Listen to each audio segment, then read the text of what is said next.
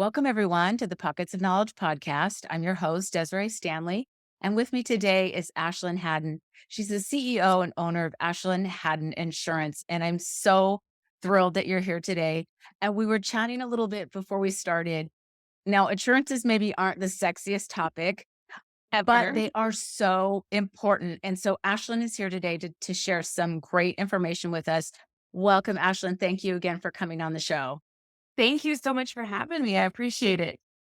Yeah. So let's just jump right in because I want to know what drew you to insurance? Like, how did that begin for you? Was it something like that you went through something and you're like, I want to help other people? What was it that kind of prompted you to get into the insurance industry? Yeah, I don't think anybody wakes up one day and says, I want to sell insurance. So I kind of got thrown into the insurance industry. I was a banker and a branch manager in my first career, and I was just kind of tired of it. And I was moving from the Chicagoland area back home. And one of my girlfriends worked for a company and she's like, hey, you should sell insurance. And I was like, hey, no, I shouldn't, not interested. And she's like, well, if you at least apply and you get interviewed, I get a bonus. So would you just at least go through the process so I could get my bonus? And I was like, fine. Everybody needs a little bit of experience, interviewing. It had been a long time since I had to interview. So I did it. And the gentleman who interviewed me said that this was a man's industry and that those men would outsell you every day. So it's like, I'll take the job and I'll prove you wrong. And I got into insurance. So I honestly didn't get into it on purpose. I kind of just fell into it. Wow, that's a great starting point because so many people transition, right? Somewhere in life, a curveball gets thrown, like you had to move. So you're sort of thinking, like, I'm really kind of ready to move on to something else anyway. And then this opportunity came up. And so it sounds like there was a bit of a challenge and sort of like a gauntlet thrown there for you. And Totally. you're like, you know what? No, no, no, no. I'm going to show you. And that's what you've done for sure. So tell us about the services that you provide and like your kind of target market. Who is it that you're helping to make sure that their assets are protected? So when I first started in the industry, I was doing home, auto, life insurance, business insurance, more like mom and pop type of stuff. So that's what I built my career on. And then I had a customer call me and they were selling on Amazon Mm. and they needed some insurance. And I was like, I didn't even know there was third party sellers on Amazon. I thought Amazon sold everything on Amazon. So I basically said, hey, nobody knows what third party sellers are doing. The insurance companies don't like online retailers. I don't have the time to figure this out. I don't know anything about it. Could you please just like go find someone else? Mm. And he didn't listen. And thank God he didn't listen because he came back and he's like, okay, I've tried. You're my agent. You have my home, auto, and life insurance. Please just help me. And so I ended up talking to a couple of carriers, and it was probably a good 2 months before a carrier was like, all right, I'll give you a shot with this. And I was able to issue the policy, and he came back and he's like, hey, I'm in this Facebook group, and we have 15,000 of us that are going to need this insurance. Can I post your information? And I was like, maybe it's worth my time now. And it was really just phone call after phone call of these online sellers who nobody would talk to, nobody would listen to, nobody would help, nobody would give them the time of day. And they were just like the redheaded stepchildren. I kind of fell in love and I got asked to speak at one of my first e-commerce conferences. And I walked out of there and I was like, that's it. I'm done. This is where my heart is. This is where my passion is with business owners. And so we've really, for the last 6 years, have a really, really good niche in e-commerce and brand owners and those people selling on Amazon, eBay, Wayfair, Jet, all of these online platforms, and really helping kind of move them through the process with their home, auto, life insurance, and things like that too. So it's been an interesting 6 years for sure. And it sounds like such a great learning experience, right? Just for the sellers and for you as the agent trying to navigate how this works because, the e-commerce and the Amazon space with the insurances, it was just like, Dust Bowl. There was just nothing. Nobody knew anything about what was supposed to happen. And, it's great that you just stepped up and figured it out. So, talk about working with the company that was actually the insurance provider. Like, Mhm. what was that process like? Did they make it really difficult for you as the agent to get your clients, kind of onboarded? What was that like?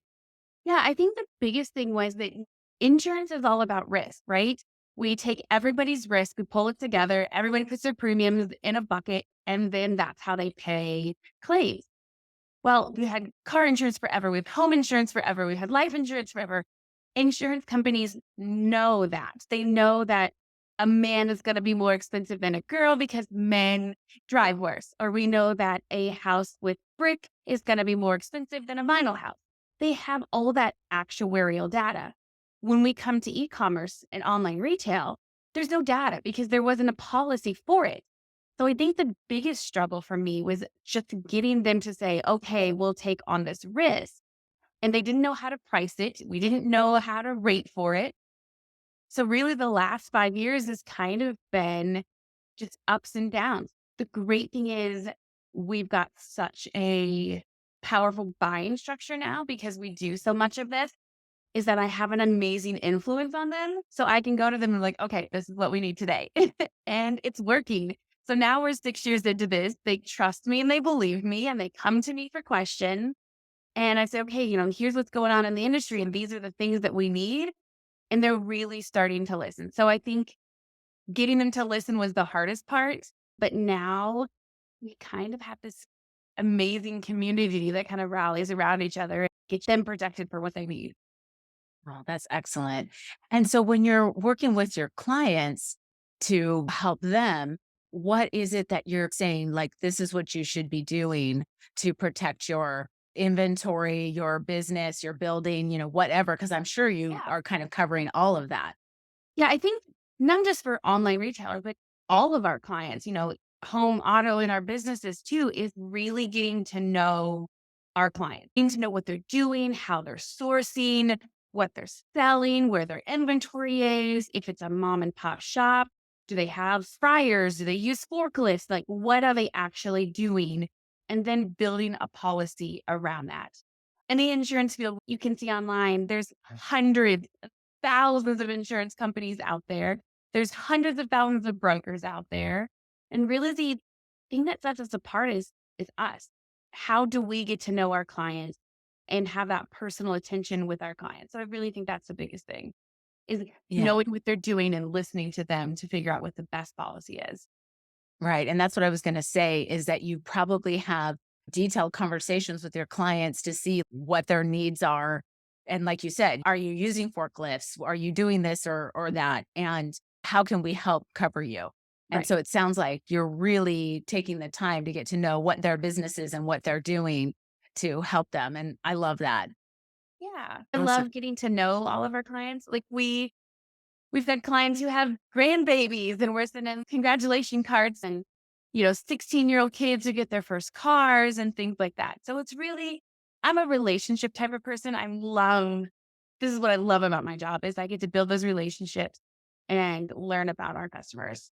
And that makes such a difference, I think. You're really gonna give them the best service when you have that connection with them, that you know how you can help them in the future. That's awesome. So let's talk a little bit now about how you're staying on top of what is happening in the industry and like what you can be doing to help your clients going forward. Yeah. I think it kind of goes into a couple of buckets. With our online retailers, the biggest thing that I can do to make sure that I'm staying on top of what's going on is being at the conferences. I typically go to 10 to 15 a year. I sit in student education. I'm learning what they're doing, how they're sourcing, that kind of stuff. So I like to say, I like to know what you know, but not do what you do. I could not be an online seller, but I like to listen and figure out what's going on in the industry that way. Another big thing is like just being involved in professional organizations. And then we have a group of insurance agency owners Mhm. and really just being able to bounce ideas off each other and say, like, here's what's working. Here's the problems I'm having with my staff, or here's problems that I'm having getting coverage for this $32 million house. And they have 17 cars that are worth $6 million, whatever. Like being able to bounce those ideas off of each other. So having that support system for other people in the community who are going through the same things, I think is huge too. Oh, for sure. And you mentioned traveling to the conferences a lot. And I know that you have a couple of sons and they are like early teens, I think. They both have birthdays coming up, so they will be 8 and 11. So not quite to teens yet, Not but yet. so what is Push me it yet. like? Okay. Yeah, sorry. I'm not ready for that. I know it comes faster than you think. But so going to all of these different conferences, what is it like then for your boys? Do they have a chance to go with you to any of these? Are you kind of like more of a homebody or do you enjoy traveling? What's that like for you? I absolutely love traveling, and I love trying new things and going new places. If I could just pick up the boys and homeschool them forever and just travel the world, I think that would be great.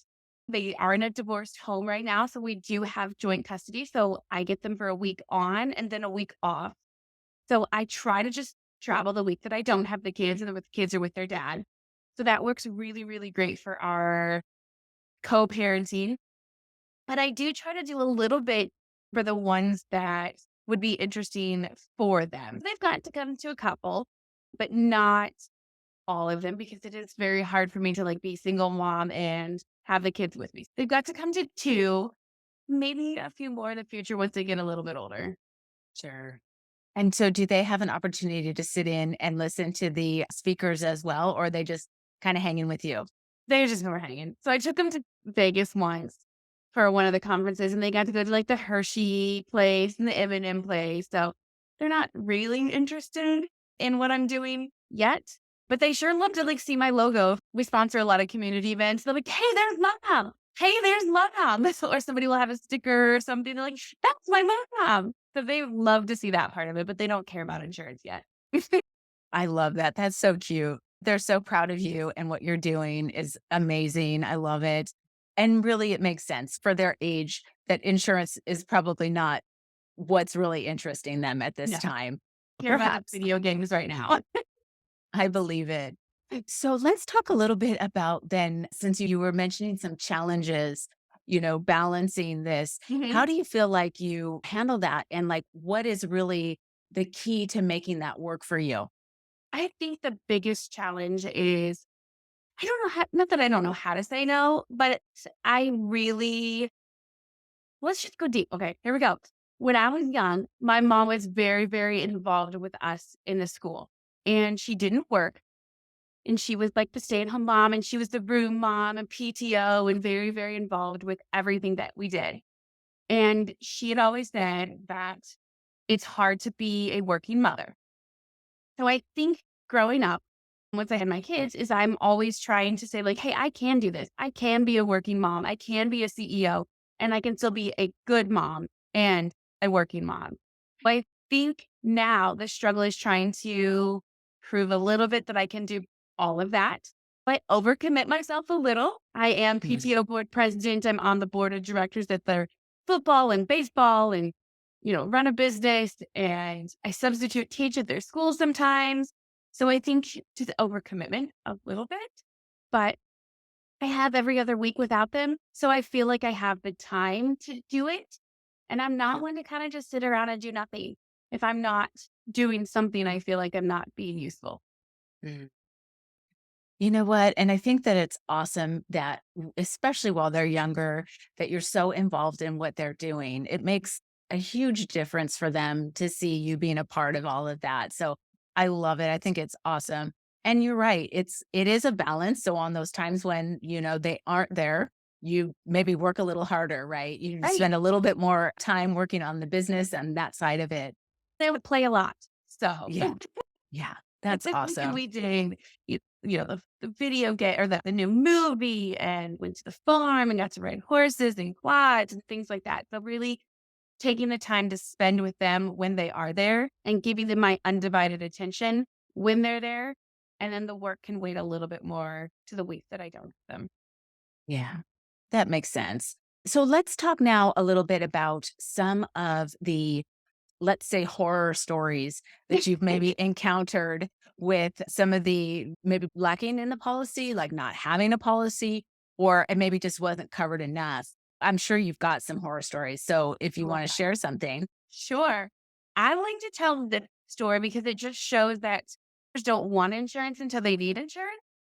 So I Mhm. had a client come to me and they had a warehouse and they wanted to insure the warehouse and the inventory in their warehouse. I give him a quote and he's like, well, I think I'm just going to wait a little bit longer. I'm not ready to fork that out yet. And I was like, okay, but don't come crying to me.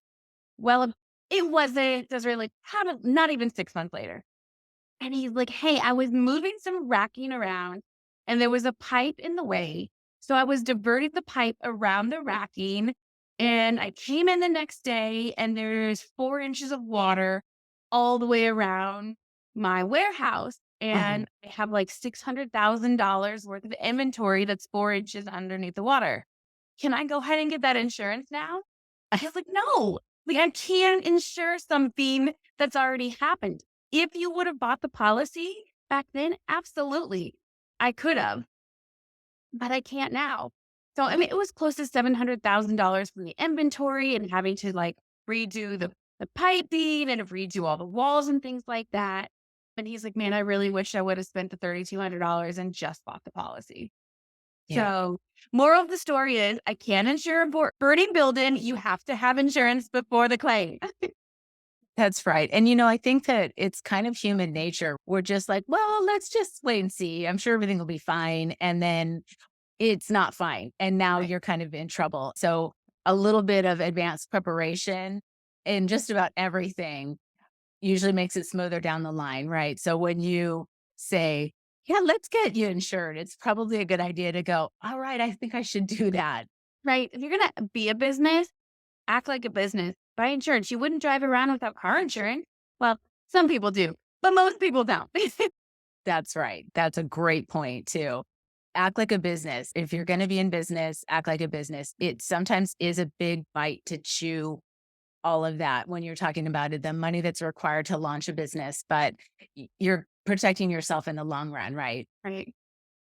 Yeah. Well, thank you for sharing that.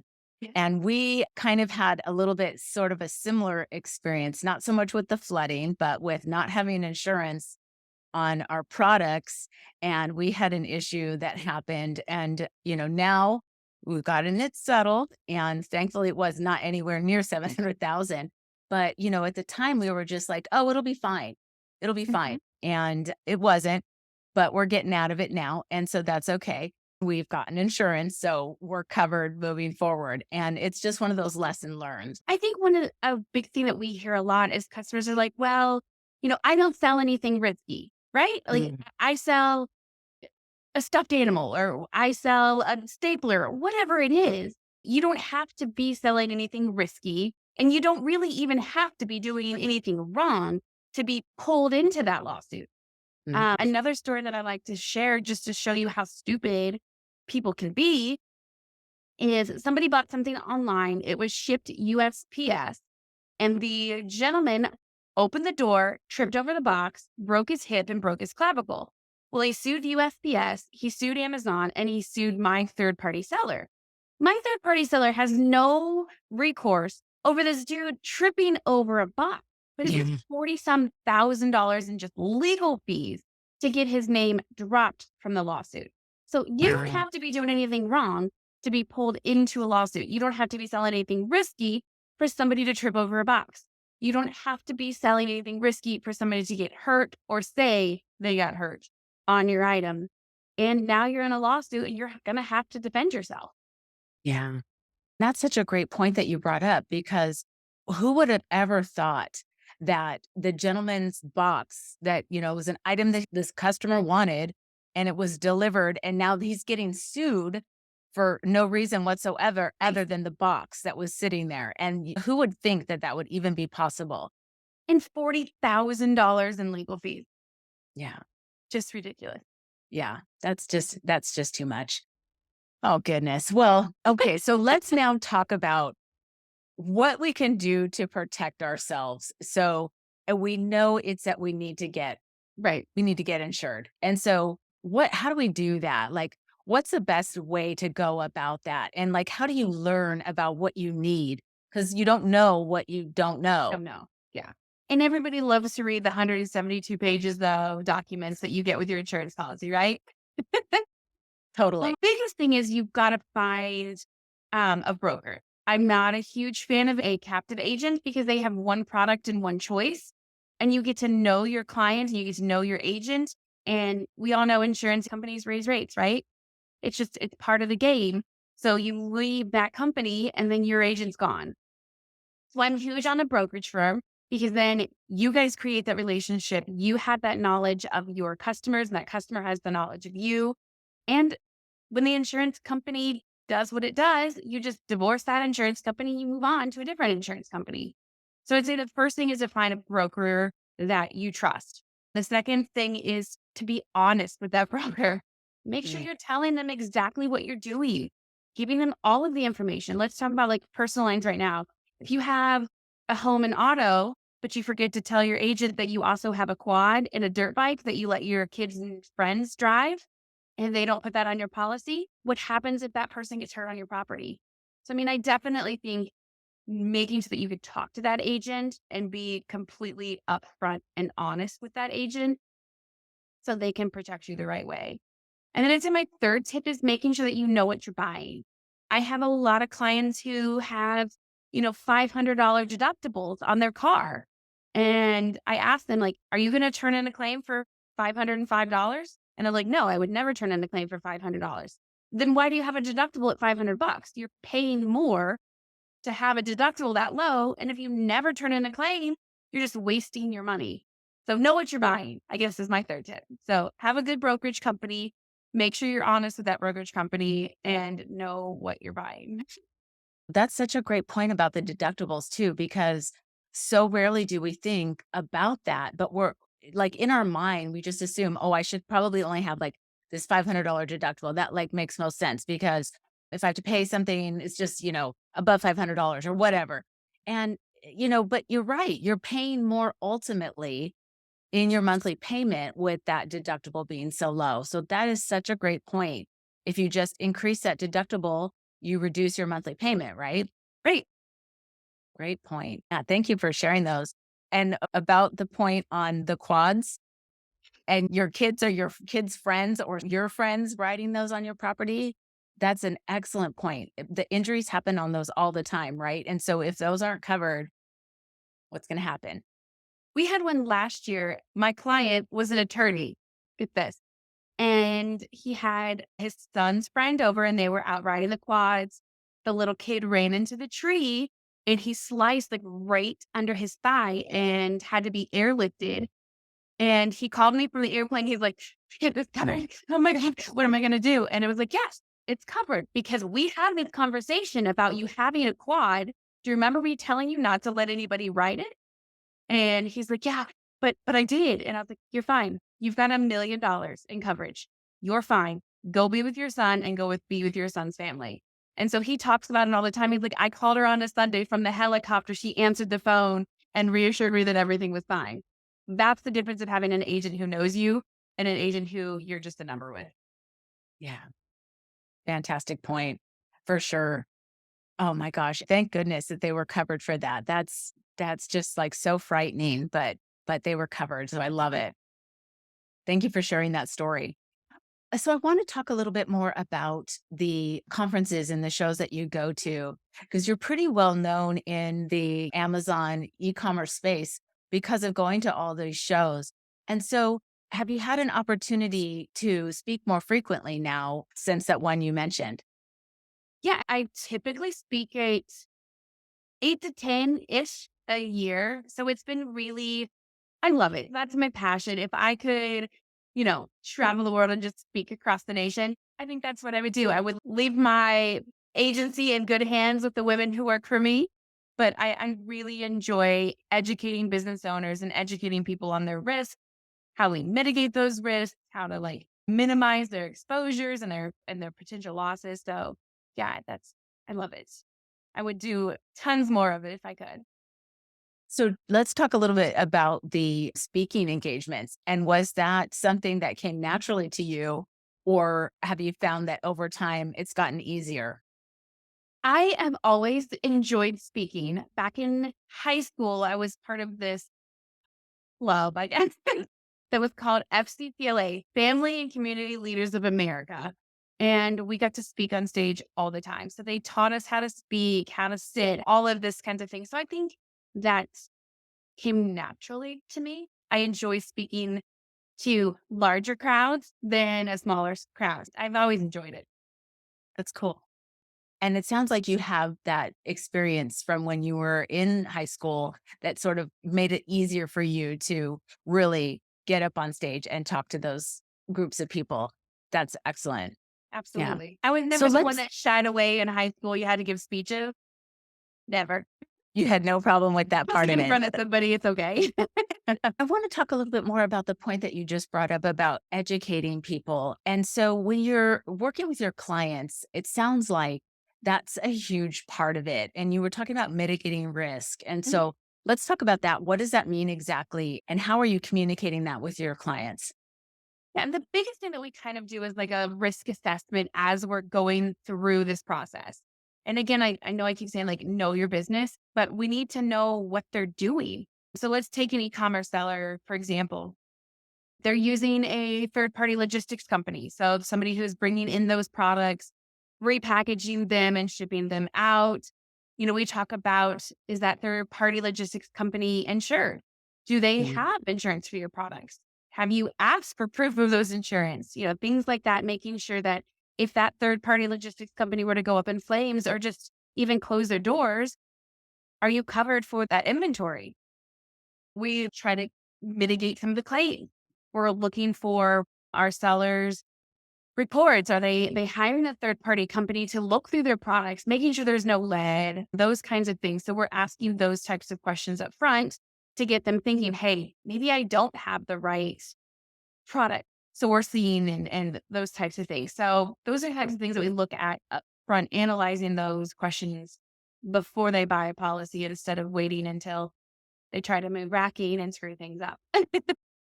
I want to just talk a little bit about that point you brought up about what happens if the product has contaminants or something in it that you just maybe don't know about.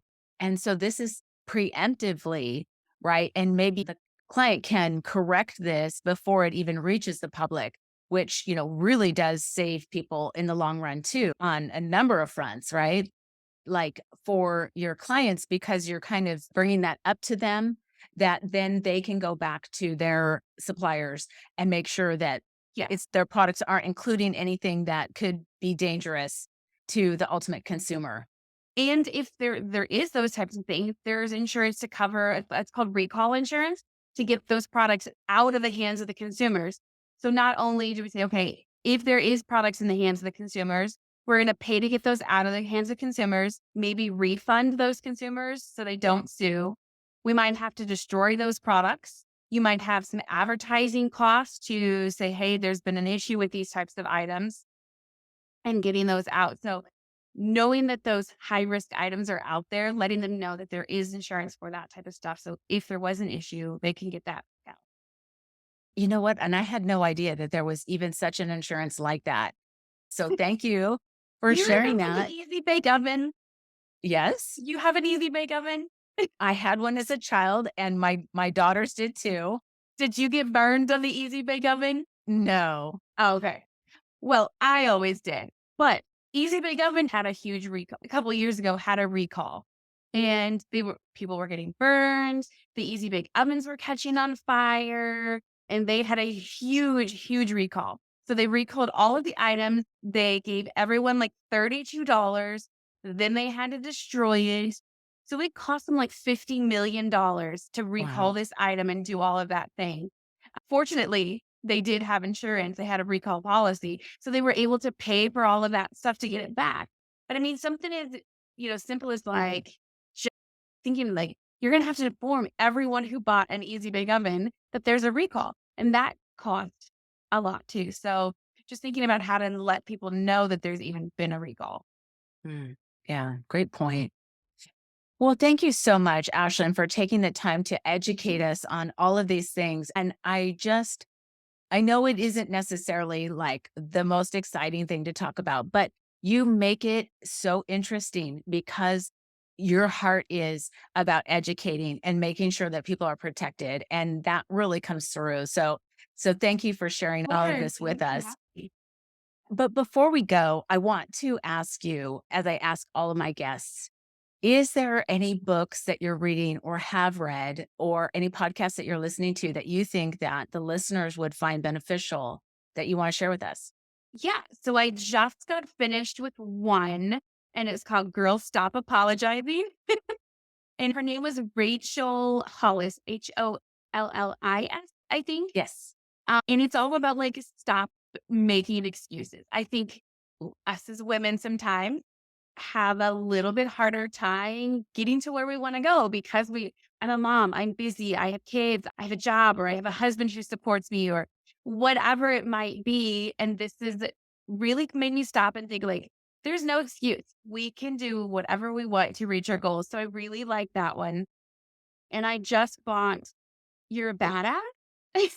And then it's supposed to be like a motivational guide to like helping us reach our goals. I haven't read it yet, so I'll let you know how that one goes. But Girl Stop Apologizing was really, really good. Yeah, for sure. I read that as well and just fantastic. And then Jen Sincero is Your Badass. She does all that, badass series. And she's a fantastic writer as well. But, you brought something up when you were talking about we can do things that we just don't think that we can do, or maybe we're just not challenging or pushing ourselves because we're afraid.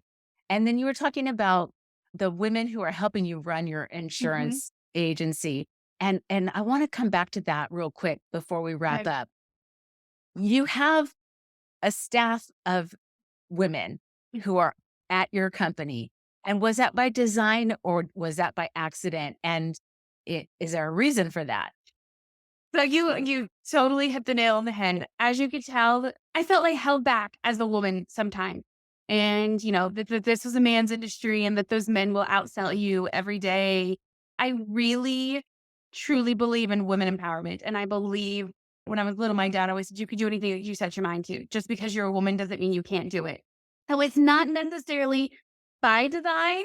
I look for very specific types of characteristics, and it seems to be that women have those. I'm looking for more collaborative and teamwork and empathy and this better customer experience and creativeness and a diverse perspective.